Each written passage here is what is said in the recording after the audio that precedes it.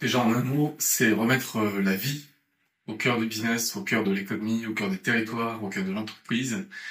Cette vie à qui on doit tout. C'est la palissade de le dire, mais souvent, le monde économique, les acteurs économiques l'ont oublié. On doit tout au vivant, on vient du vivant, on est dans le vivant, nous, les humains, les organisations. On dépend de la biodiversité, on dépend de l'état des écosystèmes, on dépend de la vie en général pour mener nos activités. Cette dépendance est très forte. Et je dirais qu'elle est aussi très très mal connue et très mal maîtrisée, ce qui peut paraître étonnant. Mais c'est bien le cas aujourd'hui. Donc le monde économique a besoin de reprendre conscience de cette dépendance, d'une part, et aussi de prendre conscience des impacts qu'il a en retour sur le vivant.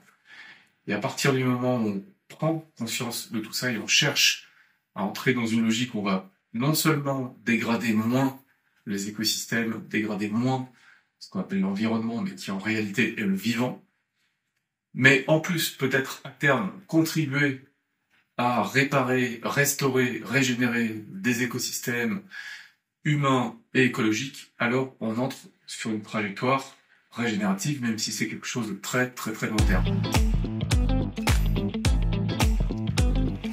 Ce sujet de l'économie régénérative, il est encore émergent aujourd'hui. Ce qui a vraiment démarré, c'est la transformation écologique, la RSE des entreprises. Ça, c'est extrêmement clair. On est dans un monde qui a radicalement changé de ce point de vue-là depuis, on va dire, 5 à 6 ans. Aujourd'hui, c'est plus un sujet tabou, c'est même un sujet majeur. Tant mieux.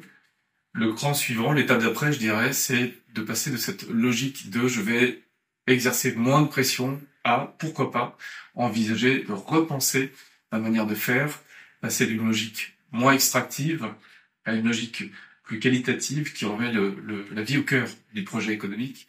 Et ça, c'est ce que font les acteurs qui cherchent à travailler à la régénération des territoires. Mais très honnêtement, c'est encore émergent.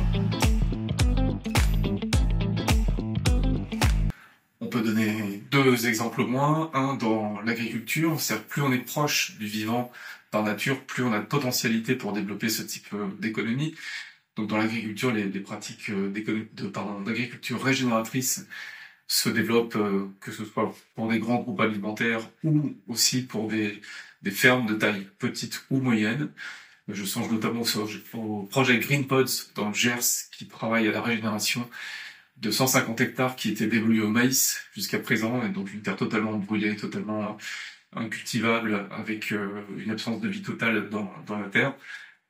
Donc déjà, le premier changement, c'est que le domaine a été repris. Aujourd'hui, c'est beau. Il y a des vergers, il y a du vert, il y a des haies, il y a des cours d'eau. Tout a été restauré. Et ensuite, un projet qui vise à créer une filière locale de l'amande en France, donc des emplois locaux, et à être répliqué dans d'autres territoires en France et en Espagne notamment. Donc il y a un peu d'ambition derrière, c'est intéressant. Et puis dans différents secteurs d'activité, le service ou l'industrie, on voit des acteurs en France, Expansions par exemple, qui a annoncé renoncer à certaines activités qui sont trop dégénératives, qui sont trop pesantes sur les écosystèmes, comme par exemple à terme la commercialisation de lingettes. Eh bien le renoncement, c'est une des premières étapes finalement de la régénération, c'est se dire dans mon activité, il y a des choses qui ne sont pas compatibles à long terme avec la vie des écosystèmes écologiques et humains.